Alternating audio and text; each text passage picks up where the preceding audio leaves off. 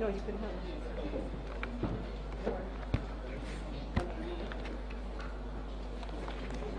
Okay, all right. Our board chair, board members, members of the Fourth Estate, my colleagues, good morning. Good morning. I would like first to start by apologizing. We had scheduled to start this a little bit earlier, but nevertheless, thank you so much for coming. So this is how we're going to run it. We're going to have a statement or come being issued out by the board chair. And then thereafter, we'll have a session of asking a question or two. And I would really request if you can, have the questions limited to the topic of today, when the time of questions are. So I don't know if you're ready, so then we can start rolling. You ready? Okay, Chair, please. Okay, thank you very much, members from the Fourth Estate. And again, my apologies for the delay. Let me just give a quick round of introductions. My name is Rajan Shah. I'm the chair of Kenya Association of Manufacturers. On my right is a board member, Marianne Musangi, and on my left is our immediate past chair, Mushai Kuniha. Welcome all, and I'll first read out our statement.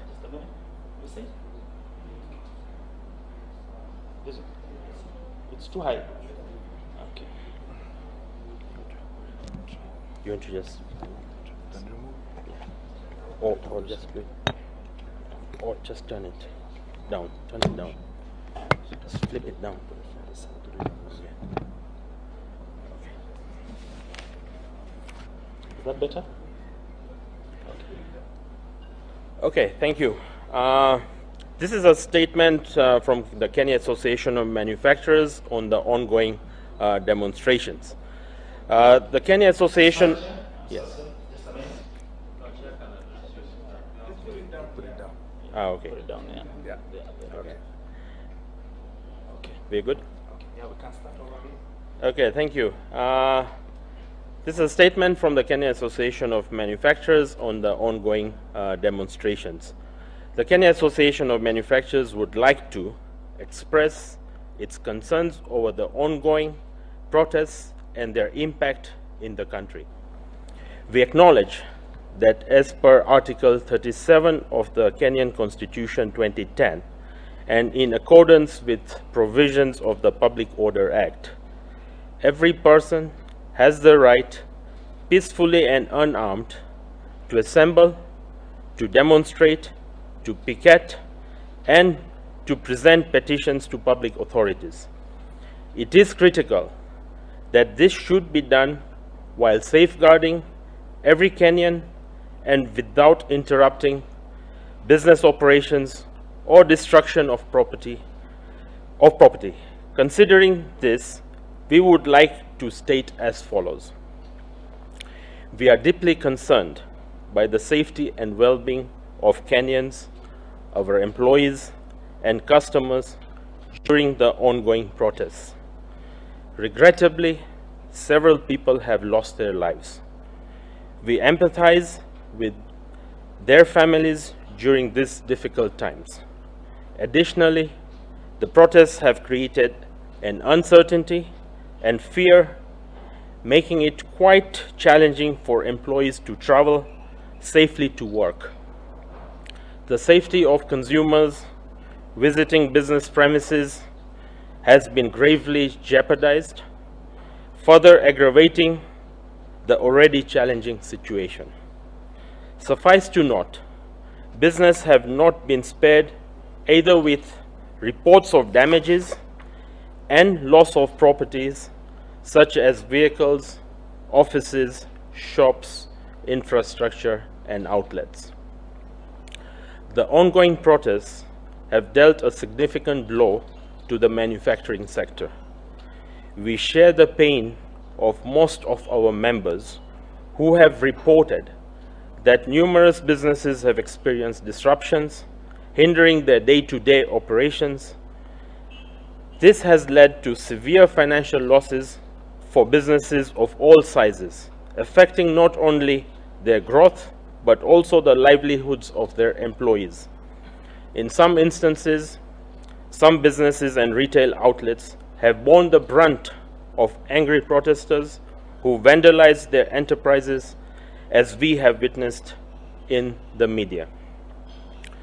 Our manufacturing sector contribution to the Kenyan economy stands at about 1 trillion shillings, as per the Economic Survey 2023.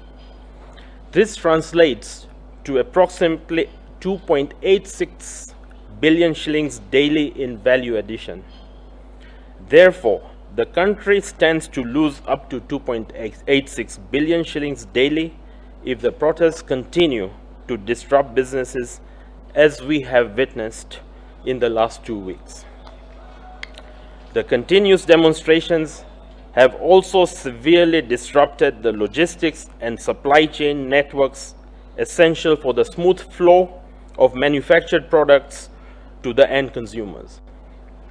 These disruptions have hampered the ability to transport raw materials and finished goods, thereby affecting the entire manufacturing process, leading to delays and increased costs. This directly impacts the availability of essential products in the market, leading to potential shortages and price volatility. This will not help alleviate the pain of the high cost of living and will instead increase it further. Investors rely heavily on a stable political and social environment that assures the safety of their investments while guaranteeing that business operations will not be disrupted. Kenya's reputation as an attractive investment hub is at risk following these demonstrations. With an ambitious plan to grow the manufacturing sector, contribution as a percentage of GDP threefold from 7.8% to 20% by 2030, we are concerned that this may not be achievable at the current trend. We appreciate the role played by the police to safeguard life and property during this protest. Whilst a noble cause, it is not sustainable to deploy such resources on a day-to-day basis as a precautionary measure. Further, we implore on all independent institutions, including the police, NCIC, Parliament, and the judiciary, to play their constitutional roles independently for the good of all Kenyans. We urge the government and Azimio la Umoja to lead from the front and strive to resolve this stalemate using peaceful means such as dialogue and any other means provided for by the Constitution. As it is, we are in a lose-lose situation. There is no winner in this scenario. We must all agree to dialogue and endeavor to find a compromise for us to move forward as a country and not reverse the gains we have achieved so far. The Kenyan Constitution has sufficient ways to address grievances through various institutions such as Parliament, judiciary, and other independent bodies. We urge all Kenyans that we have an equal responsibility to prioritize and maintain peace, stability, and the long-term well-being of our beloved country, Kenya. Thank you. Thank you, Chair. At this juncture, we want to pick a few questions. Please just state your name, the media house you represent, and please let's finish one question. Thank you. Can I take the other mic? Okay, we get a chance.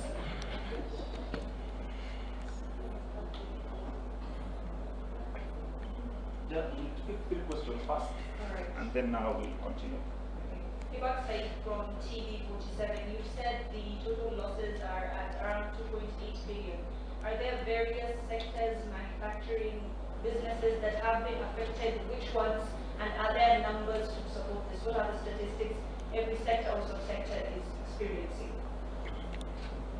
Brian, entertainment from NTV, just in line with that also is to look at the identity structure in terms of those businesses that are insured and what kind of claims also have been reported to you in relation to the underwriters, of course, who underwrite those claims. Because again, most of the businesses operate with such kind of risk factors have been mitigated. So what are the insurers also reporting from their end? My name is Linda Koske from K24 TV. I just want to pick your thoughts in regards to what the President for Tanzania mentioned a few days ago in regards to them gaining investors, mainly because of the instability, political instability in the country. And we have been experiencing in the recent past migration of businesses to other nations like Rwanda.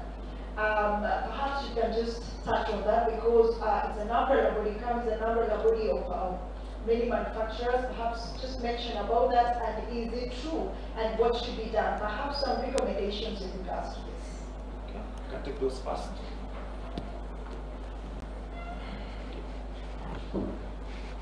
Okay, thank you. And I will also ask assistance from my co-directors here to chip into this. On the first question on the 2.8 billion and what sectors have been affected, from where we see all sectors are in one form or another being affected, either because their operations have been hampered through employees not being able to come to work, or them not being able to transport goods. Many of these companies that are moving goods around the country, and when we see that there are areas where they are not able to move their goods around, that actually has a direct impact. And also more so, many of the FMCG companies which are also transporting goods, the basic essentials, to the supermarkets, to the retail outlets, this has of course a major impact. Consumers who cannot go and buy those goods also then has a negative impact on the flow of goods and the demand erosion which happens as a result. So I would say that as far as manufacturers are concerned, it goes across all the sectors. We represent 14 sectors. Out of that, 13 are into manufacturing, and by far all of them have in one form or another been negatively impacted. On the second question around the claims, we have not yet directly received any information from the insurance companies as to what the amount of claims are. What we are getting is some kind of feedback without any quantification as to some level where our members have been affected or where properties may have been damaged, plus also what we are also hearing from the media. But for sure, over time, we are going to start kind of getting this feedback and figures, and we will have to quantify what these are, for sure.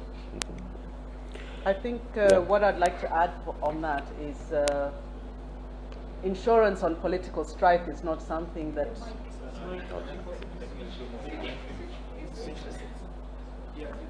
No. Okay. Can you move the mic a bit, please? You can move. Okay. It's easier to switch. Yeah. You want to switch? You want to come here? It's a 2-second thing and we'll have to switch again. Okay. No worries. This is why I didn't want to switch, because we'll just have to switch again. No, I was just going to add, with regards to insurance on political strife, is not a normal insurance that most businesses take up, because it's not something that we foresee. So you may find, and I think we will find, a lot of our industries and manufacturers are not insured for this kind of climate and environment that we see ourselves in, which makes the loss even bigger. And these are things that as an industry and as a manufacturing sector, we need to start looking into so as to protect our manufacturers and their employees.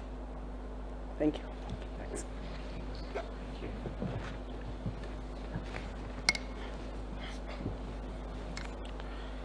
Okay, on the third question, on on migration of investments to our neighbors.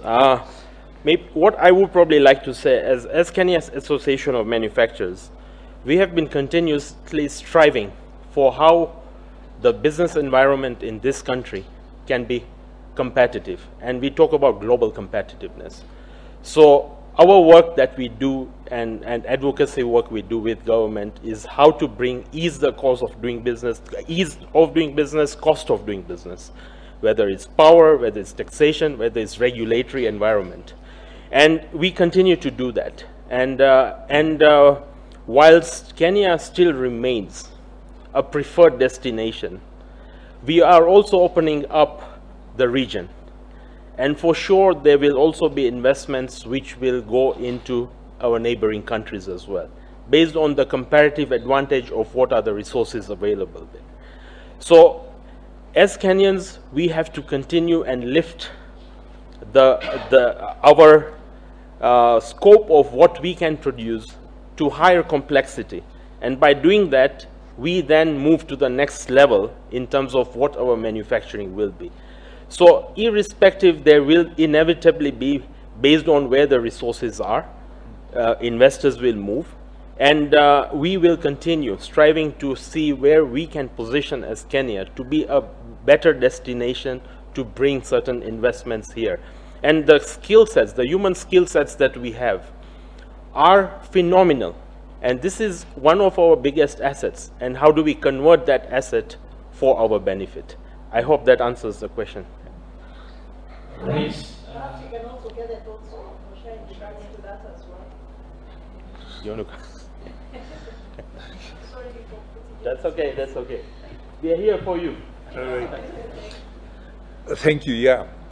Just as the chairman said, we are in a region, we are actually also in a continent, Africa, where we are trying to grow businesses across the scope, and investment in Africa. So definitely there'll be investment across the board. But it just brings us back to the issue we came here for, around how do we make ourselves attractive. If the headlines is tires burning and people running up and down, any investor who's coming by will start thinking twice. So it is a competitive environment as well. Even though we have some advantages in the race and we have some position that we have, we can't take it for granted and it can disappear very quickly, which is why we are saying let's take care of what we have, because it's a competitive environment. There are other options. People don't always have to come here. So how do we make sure that we are making ourselves as attractive as possible? And things like the demonstrations, the lack of political consensus is not useful for what we are trying to achieve as a country. Thanks. Yeah. All right, thank you. You want to add it? Start with Jimmy.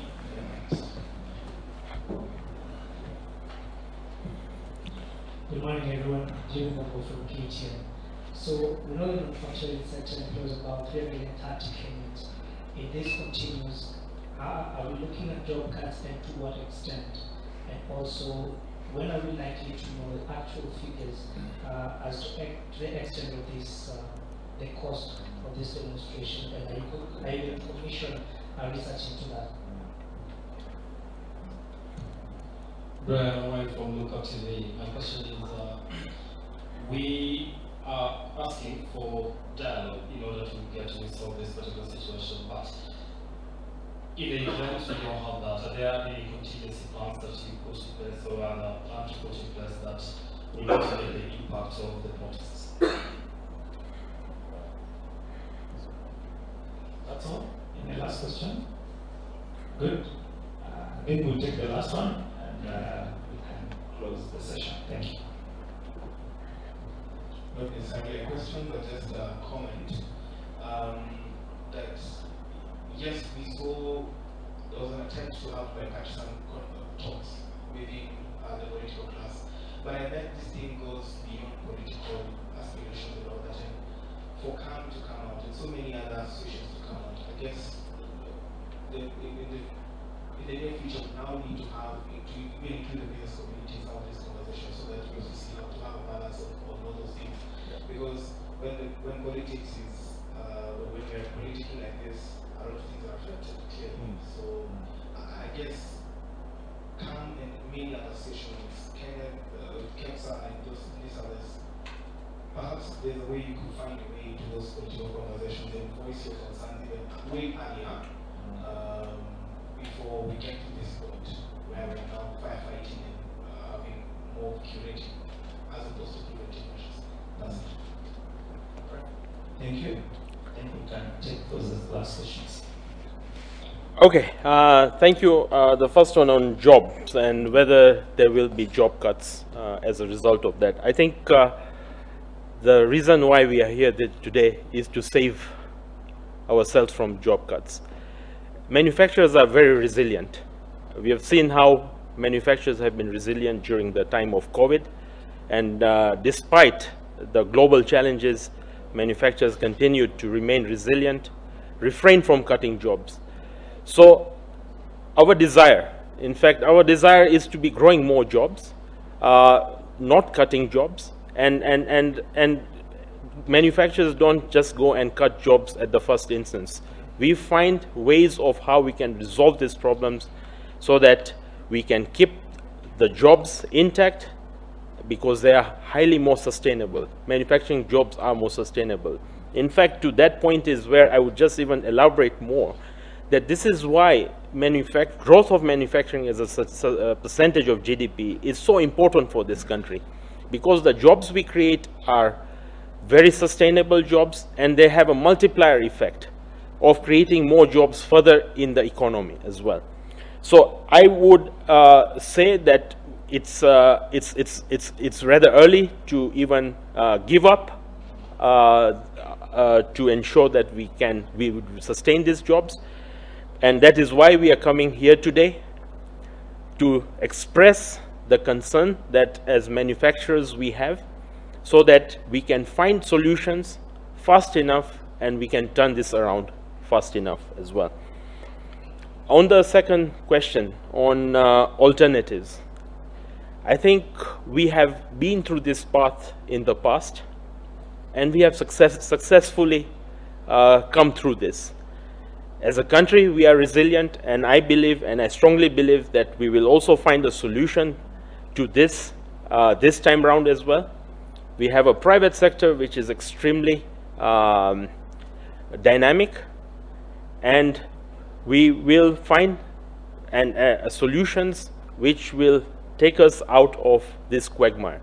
So I believe that we do not, we need to give this a chance. And at this stage, there is no plan B that we have. There is only a plan A, and we have to make the plan A to succeed.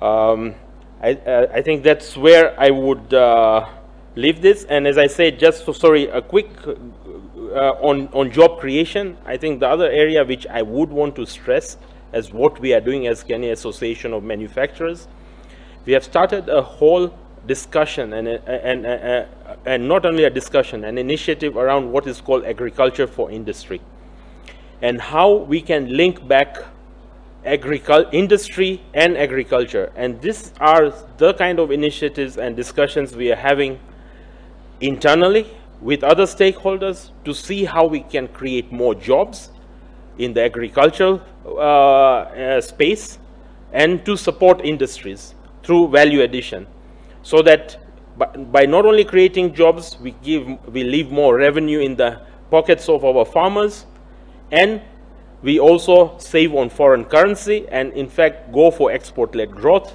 and have a bigger pot of foreign currency given what we are seeing as some of the challenges we also are facing.